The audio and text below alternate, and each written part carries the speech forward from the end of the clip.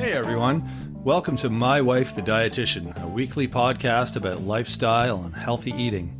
I'm Rob, and together with my wife Sandra, we invite you to join us on this informative yet entertaining journey through the complex world of healthy eating.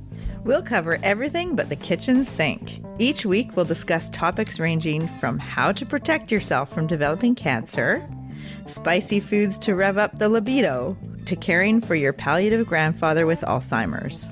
We'll also delve into more complex issues like, what the heck is oat milk? Why doesn't my butt fit into these jeans? And every guy's favorite question, will eating spinach really make it bigger? Join us each week as we strive to educate, enlighten, and entertain you. You've reached the My Wife the Dietitian hotline. Please leave us a message. Ho, ho, ho! Merry Christmas! It's Santa calling from the North Pole. We love your podcast up here. We listen every week. Mrs. Claus says I need to cut down on my cookies and treats this year, or the sleigh won't be able to take off. We're hoping you can do a special Christmas podcast to keep us all healthy this holiday season.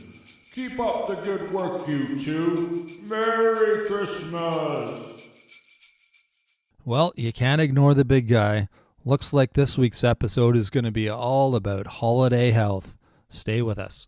We're back here in December, and we were going to talk about gallbladders, but We got a call from Santa, and you don't want to be on his bad list, so... right? No, Santa, not the coal. We're going to shift our focus more to holiday season, and we're going to talk about holiday health. Yup, good idea. That's a whole lot more exciting sounding than gallbladders. Well, we'll leave that for the new year, but we've recorded it, and I think you liked it. It's good. It's a good one. You guys will definitely want to listen to it. It's a lot of fun, and it's very informative, but we're not doing that today. Okay. So you'll have to tune in next year, which is in a couple weeks, to hear the gallbladder issue, the gallbladder episode, I mean.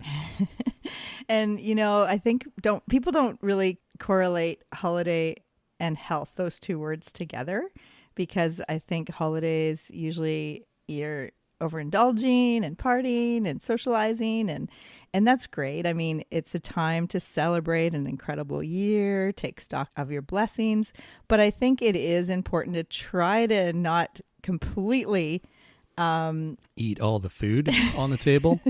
well, steer your diet and health habits off course, and kind of have to pay for it later on because you kind of went down the rabbit hole of goodies. Yeah. Yeah. Way too much celebrating. With food. And having that holiday bulge and expanding waistline at the end of it all. Exactly. Yep. So today we're going to talk about some lifestyle strategies to make sure you have some self-care and how to keep your eating habits in check, or mostly in check. Yeah, not in check, but just some strategies for not totally going off the rails around holiday season in terms of eating and having a brownie but not eating them all. That's kind of the strategy, right? Well, Christmas and the holidays are so focused around food and gathering and I think after the last couple of years where people haven't been gathering together as much in person, that this year it's probably going to be, over. It's just, extra extravagant and making up for lost time and that sort of thing. Totally. I think that is probably what's already happening. And definitely office culture is baked goods and donuts and sweets and all the goodies that, you go to work and you have those things. And then you go out to restaurants more with colleagues or friends and families, and all those things add up. And then you have Christmas, and then actually the research shows that the 2 weeks throughout Christmas and New Year's, more people die of natural causes than what's normal for winter months, and there's more cardiac deaths, and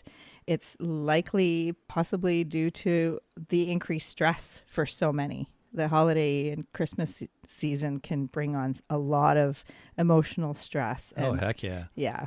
You know, what's funny? You were talking about like the office culture and baking and all that. There's a lot of people that like to bake, but they don't eat what they make. They just like the baking part. So they're like, oh, I made all of these cookies. Here you go.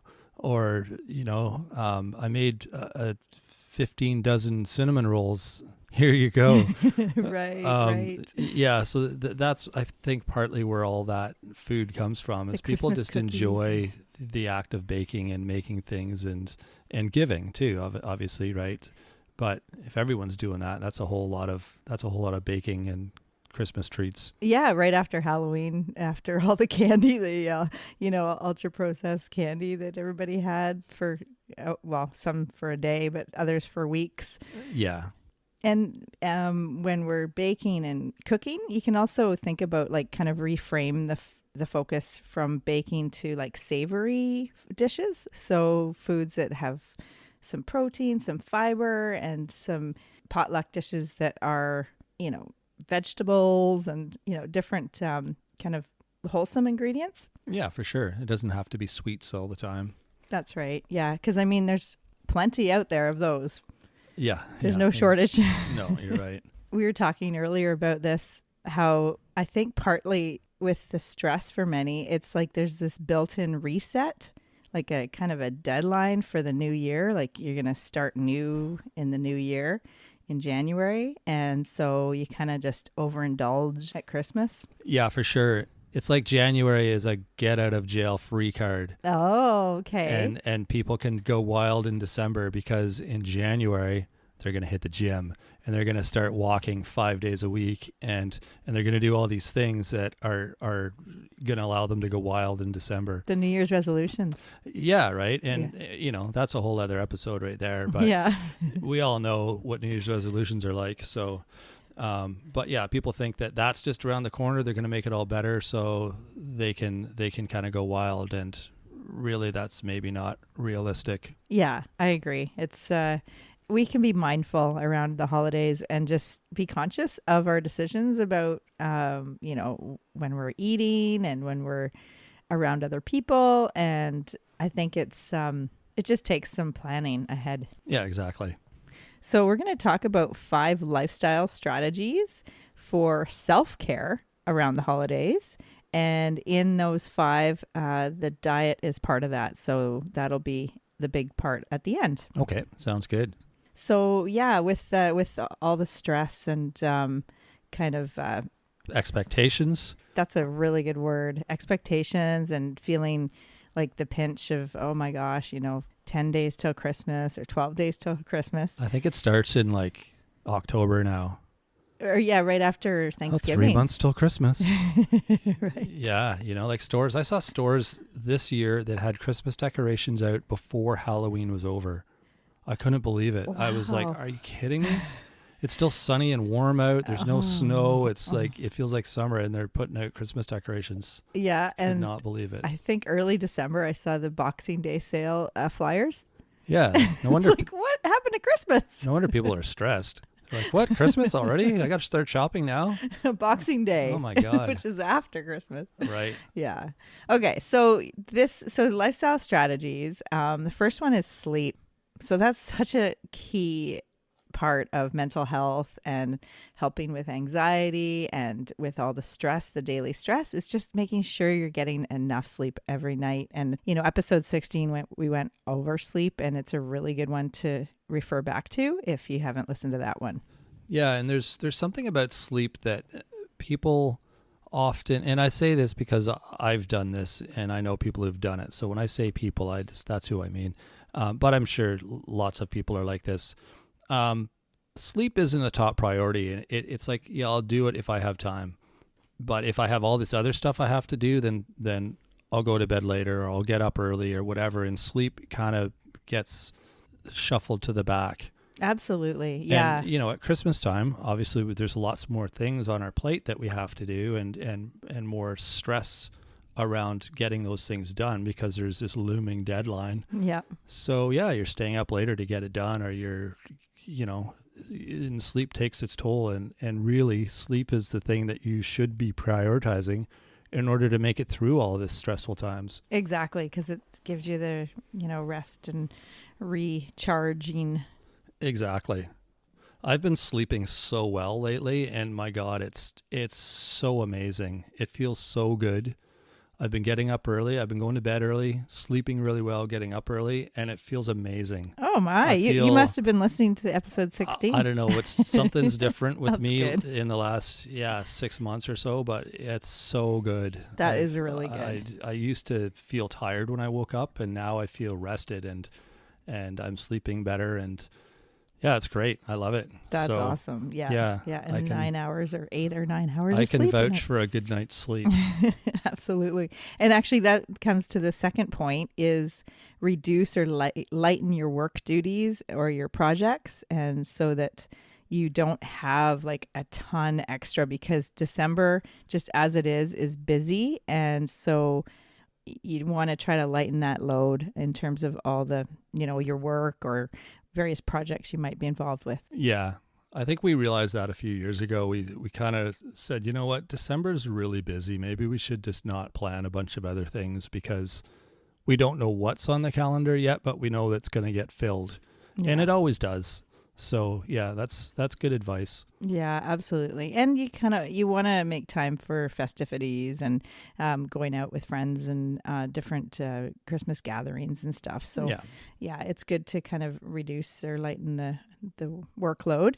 And then with that also, part of that is your screen time. So, limit your time spent dealing with emails or social media, and maybe like just have certain blocks of time during the day that you're going to check your email, because that just adds more stress and more things to do in your mind, like keeps your mind so active that it's good to kind of reduce that back. Exactly. Christmas is a fun time, but if you're stressed out because of all of the stuff you feel you have to do, then it becomes something that isn't enjoyable anymore. And that's the case for a lot of people. Unfortunately, they can't stand Christmas because it's just this stressful time for them. Yeah. So it's kind of figuring out ways to manage that. That's right. And I think like with if you're reducing your screen time and you're making time for festivities, there's alternative activities like singing, which helps your breathing, is like almost meditative, and laughing, like watching Christmas comedies or getting together with friends, like, and having the laughter, and that is great for your endorphins and to make you feel better, the dopamine. So that all helps with easing the stress. Absolutely. And the fourth thing is this kind of is also kind of related, but number 4 is exercise. So making sure that you're taking regular breaks, and maybe going skating or walking outdoors and noticing the surroundings, being present, looking at the holiday lights if you're walking, in the later hours of the day, or just trying to be more present and just observe. Take time to notice what's around you, and just fill your brain with your surroundings. Yeah. Instead of what's in your inbox. Exactly. Yeah. And then like walking and exercise aren't just. I mean, walking isn't just for exercise. It's also an opportunity to sort of just let your brain kind of take a break, I guess. Yeah. Which is kind of like meditation is also a really good way for a mental timeout, and just to visualize and to become more mindful of your breathing, and just to be able to take a break and check out for, mentally for a bit. Yeah, it's good to do that. It's good to do these things year round, but I think they're especially important at really busy, stressful times like Christmas tends to be. Absolutely. Yeah. And then the last thing is just being aware, like with diet and with your eating. For instance, like going out to restaurants might be something that you might be doing more often, And it's easy to just like save up the day. Okay, I'm going out for a buffet dinner tonight. I'm not going to eat all day. And is that a good idea? Well, you'll fit more food in, but is it a good idea health-wise? Yeah, probably not. I don't know if you'll fit more food in. You'll probably just feel over bloated Well, and you think, overeat. Yeah, you think you're going to fit more food in, but yeah, no, that doesn't work. No, it throws your rhythm off. I think it's really important not to skip meals before eating out and just eat a regular breakfast, having normal lunch with some protein, making sure you have protein at each meal, just so that when you do eat out, it's just, you're just eating a normal portion, not like overindulging. Yeah, for sure. And when you do go out, sometimes, the option, it's probably better to get the grilled versus the fried or breaded or deep fried, just in terms of health, making it a bit more healthy. With your sides, when you're at a restaurant, you probably want salad or vegetable instead of ordering the potato or fries.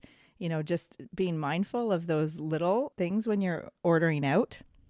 And this stuff applies more if you're going out a lot, then it's going to have more of an impact, your choices, your menu choices. If you're going out once every 6 months, have whatever you want. Yeah, because it's supposed to be a treat, right? Yeah. If you're concerned about making good choices, then these are some options for you that we're suggesting, but really we're not saying, don't order chicken wings because they're not good for you. If you're out having fun with your friends and you want chicken wings, then have them. But if you're out every night with your friends, the chicken wings maybe are going to come back to haunt you. So that's when you need to start looking at some other healthier options. Yeah, absolutely. Yeah. And part of it too is just like, as we talked about, like, starting the new year, and you have all of a sudden you think, oh shoot, like my blood sugars are totally out of whack, and oh, look at my cholesterol. I've got, now I've got to go on cholesterol medication. So like just being mindful of like this holiday season, let's keep our health in mind, and self-care, because really self-care and health go hand in hand. So if you're taking care of yourself, you're better to your loved ones and your coworkers and everybody around you. It's all about balance. I mean, we've always said that when it comes to food and the choices you make with your lifestyle, it's having a good balance, which means that you can have some good things, some treats, but you also have to be mindful, and like that whole 80-20 rule, I think we've talked about a bunch of times, right? Yeah, so exactly. There's room for the yummy stuff in your day, but just not all day, every day. Right. Yeah. And a couple more points at the restaurant. So just when you're ordering, say, a pasta, the tomato-based pasta versus the cream pasta is a better option in terms of calories and fat and health and everything. The tomato one's better. Mm-hmm. Yeah, okay. Mm-hmm. And the same goes for soups, like either a broth soup or tomato soup versus like the creamy or chowdery soups. So like minestrone or lentil or bean soups are a better, healthier option. Right. And then like with baked potatoes, you could get salsa instead of butter or sour cream or the cheese and bacon. Because, I mean, really, do we really need to add more on the foods that we're getting at a restaurant? Because for me anyways, when I leave a restaurant, I'm never hungry. I mean, I'm satisfied. Even if I, like whatever I get, I'm not going to be hungry, because restaurant food, for whatever reason, is very filling and satisfying. And if anything, you feel like you've overdone it and you don't feel well. So I think it's just sometimes I remember when I was a kid, my parents used to say, your eyes are bigger than your stomach, because I couldn't finish everything. And, now that I'm older, it's like, okay, it's your eyes have shrunk a little bit. Well, I think I'm more aware. It's like, okay, I think I'm going to take half this home and have it for lunch tomorrow, because this is a big portion, and I'm not going to feel good if I eat the whole thing now. So that's the other thing, is like just looking at what you're getting. And like the other thing, if you don't eat all day before you go out for your dinner meal, you'll probably they'll bring the bread basket out and you'll inhale them all, and then and then you're getting a pasta or some other dish after, and you've already it's just you overeat. Yeah, you're full on the wrong stuff. Yeah, exactly. Yeah, and the last thing, when you're traveling, say you're driving in a car to travel to family or for holiday parties, and you've got some distance to go, maybe think ahead, pack a cooler, put some healthy food in the cooler, so you're not having to stop at the gas station, convenience kind of lunches or food. Right. Yeah, good idea.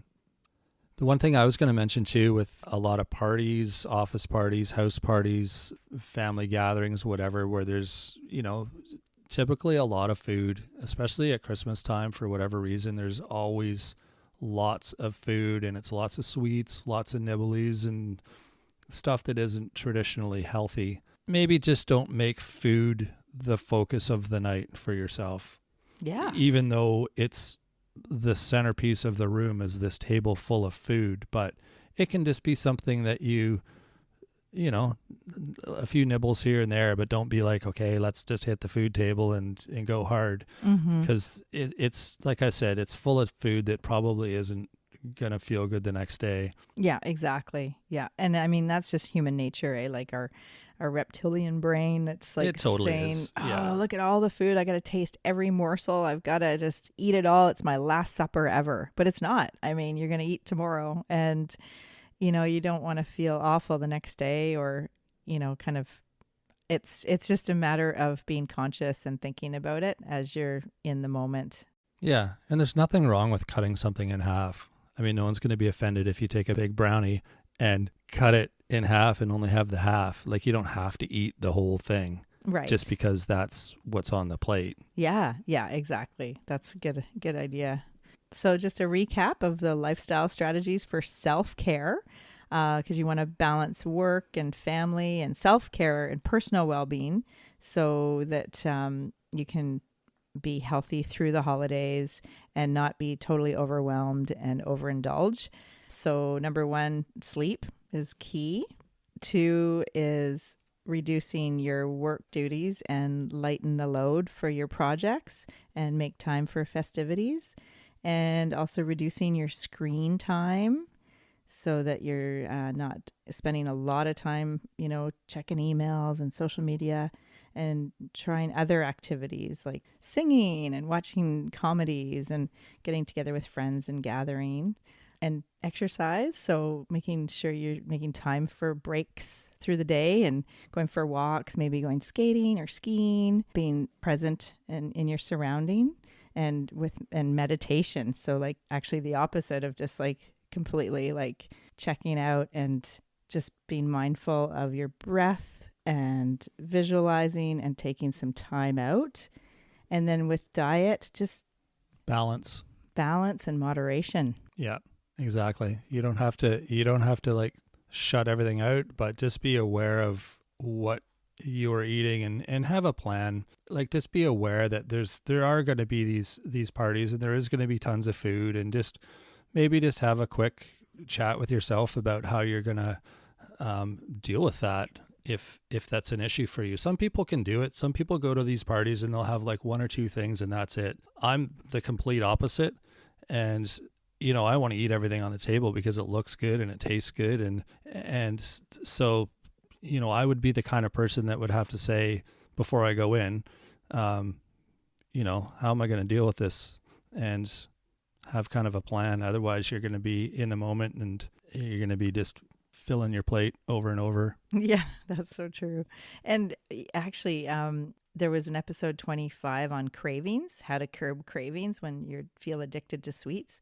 And that's a good one to look back on too, because that's what happens when you start eating all these Christmas goodies and baked items, then you get more that you need more of them. So you feel like it's kind of a vicious cycle.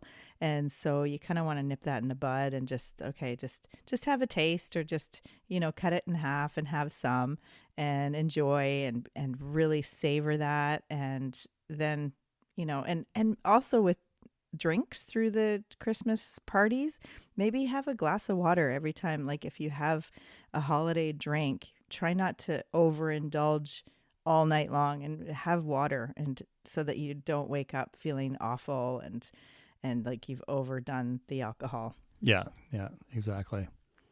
All this wisdom from being older and experiencing these things as we were growing up. So Yeah, and all the different clients over the 25 years of clinical dietetics and working with patients and clients. exactly. Santa Claus was one of Sandra's patients last year. It's pretty funny. You're so She's not allowed to talk about that, but I saw him going into her office there. You're so funny, Rob. He looks pretty good this year. Check him out. He's lost a little bit, but he's going to be eating all that milk and cookies on Christmas Eve, so he's going to probably gain it all back. He'll probably be calling you in the new year. I'll be expecting him. Yeah, Santa. All right, we've bantered long enough. Have a good Christmas, everyone. I hope this is somewhat helpful for you for the Christmas holiday season. And we thought we could just help you out with a few ideas and Self-care, for your health. Self-care. And if you want more information on what we do, you can check out our social media pages. We're on Facebook and Instagram. We also have a website called mywifethedietitian.com. And you can email us with your questions and comments at mywifetherd@gmail.com. And yeah, don't forget to rate and review the show. We always like that. I think that's it. Yeah, and we'll add the show notes, just some of those lifestyle strategies we mentioned, and we'll have them all itemized for you. That sounds amazing. All right, everyone, have a good week. We will be back soon. Thanks, Rob. Thanks for joining us today on My Wife the Dietitian. If you like what you heard, don't be shy. Leave us a comment or review, and be sure to share our podcast with your friends. If you'd like to hear more, hit that subscribe button. You can also follow us on our social media pages for updates, episode trailers, and other odds and ends. For more info and links on what we discussed on today's episode, check the show notes. We'll be back next week with another informative and fun-filled episode.